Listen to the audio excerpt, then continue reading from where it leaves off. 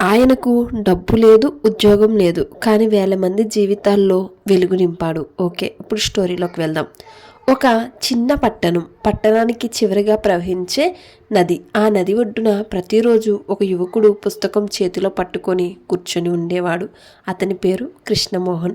చూడటానికి సాధారణంగా కనిపించేవాడు. ఖరీదైన బట్టలు లేవు, పెద్ద ఉద్యోగం లేదు. అయినా అతడి కళ్ళల్లో ఒక విచిత్రమైన వెలుగు ఉండేది. అది అక్షరాల వెలుగు. కృష్ణమోహన్కి చదువు అంటే ప్రాణం. చిన్నప్పటి నుంచి పుస్తకం దొరికితే చాలు ప్రపంచాన్ని మర్చిపోయేవాడు. అతడి బాల్యం సుఖంగా గడవలేదు. తండ్రి చిన్న ఉద్యోగి, తల్లి కూలి పని. చదువుకోవటానికి డబ్బులు లేవు. చాలాసార్లు పాత పుస్తకాలు, ఎవరైనా పడేసిన నోట్బుక్స్, చెత్తలో దొరికిన కాగితాలే అతడి చదువు. అయినా అతడు ఆగలేదు. చదువు నా బలం, అదే నా దారి అని తనలో తానే అనుకునేవాడు. కాలం గడిచింది. చదువు పూర్తయింది. ఉద్యోగం మాత్రం రాలేదు. చాలామంది అతన్ని చూసి నవ్వేవారు. ఇంత చదివి ఏం లాభం? పుస్తకాలు కడుపు నింపవు. ఇప్పుడు చదువుతో ఎవరు బ్రతుకుతున్నాడు? ఇలాంటి మాటలు అతడి చెవులకు నిత్యం వినిపించేవి. కానీ కృష్ణమోహన్ మాత్రం పుస్తకాన్ని వదలలేదు. రోజు ఉదయం నది ఒడ్డుకు వెళ్ళి నిశ్శబ్దంగా చదవడం అతడి అలవాటు. ఒకరోజు అదే నది ఒడ్డున కొంతమంది పిల్లలు రాళ్ళు విసురుతూ, నవ్వుకుంటూ, ఏమీ తెలియని కళ్ళతో ఆడుకుంటున్నారు. ఆ పిల్లల్లో చదువురాని పిల్లలు ఉన్నారు. బడి ముఖమే చూడని పిల్లలు ఉన్నారు. ఆ దృశ్యం చూసి కృష్ణమోహన్ మనసులో ఏదో కదిలింది. నేను ఇక్కడ ఒంటరిగా చదువుతుంటే వీళ్ళకు అక్షరాలే తెలియకపోతే ఈ చదువు విలువ ఏంటి? అది అతడి జీవితాన్ని మార్చిన క్షణం. ఆ రోజు పుస్తకం మూసాడు. పిల్లల దగ్గరకు వెళ్ళాడు. మీకు చదవడం తెలుసా అని అడిగాడు.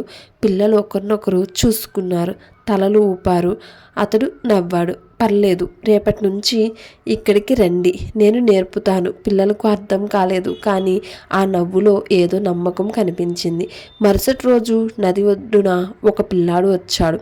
తర్వాత రోజు 2, వారం అయ్యేసరికి 5. కృష్ణమోహన్ దగ్గర బ్లాక్ బోర్డు లేదు, బెంచీలు లేవు, పెద్ద పుస్తకాలు లేవు. ఉన్నది ఒక పాత పుస్తకం మరియు అతడి హృదయం. మట్టిలో వేలతో అక్షరాలు రాయించాడు. చెట్ల ఆకులతో లెక్కలు చెప్పాడు. కథలతో భాష నేర్పాడు. పిల్లల చదువును భయపడలేదు, చదువుతో స్నేహం చేశారు. అది ఒక చిన్న బడి కాదు, ఒక ఆశ. కానీ ప్రపంచం అంత సులువు కాదు. పట్టణం వాళ్ళు మాట్లాడడం మొదలుపెట్టారు. ఇది ఏంటి? నది ఒడ్డున బడి ఏంటి? ఇతడు ఎవడు? పిల్లల్ని పాడు చేస్తున్నాడు. కొంతమంది పిల్లలను పంపడం ఆపేశారు. అప్పుడు కృష్ణమోహన్ మనసు కొంచెం కుంగింది.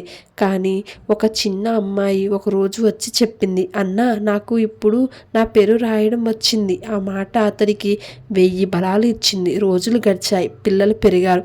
అక్షరాలు పదాలు అయ్యాయి. పదాలు వాక్యాలు అయ్యాయి. నది ఒడ్డున బడి ఒక గుర్తుగా మారింది. కొన్నేళ్ల తర్వాత ఆ పిల్లల్లో కొందరు బడిలో చేరారు. కొంతమంది కాలేజీలకు వెళ్ళారు. పట్టణం వాళ్ళ దృష్టి మారింది. ఈ కృష్ణమోహన్ ఏదో చేస్తున్నాడు. ఒకరోజు ఒక యువకుడు అతని దగ్గరకు వచ్చి చెప్పాడు, అన్నా, నేను టీచర్ని అయ్యాను. అది మీ వల్లే. ఆ రోజు కృష్ణమోహన్ కళ్ళల్లో నీరొచ్చింది. అతడికి డబ్బు రాలేదు, పేరు రాలేదు, కానీ జీవితాలు మారాయి. ఇప్పటికీ నది ఒడ్డున ఒక మనిషి పుస్తకం చేతిలో కనిపిస్తాడు. అతడి పేరు ఎవరికీ పెద్దగా తెలియదు, కానీ అతడి అక్షరాలు చాలా జీవితాల్లో వెలుగయ్యాయి. చదువు ఉద్యోగం కోసం కాదు, జీవితం మార్చడానికి అని అది చెబుతూనే ఉంటుంది. స్టోరీ నచ్చినట్టయితే ప్లీజ్ లైక్ అండ్ సబ్స్క్రైబ్.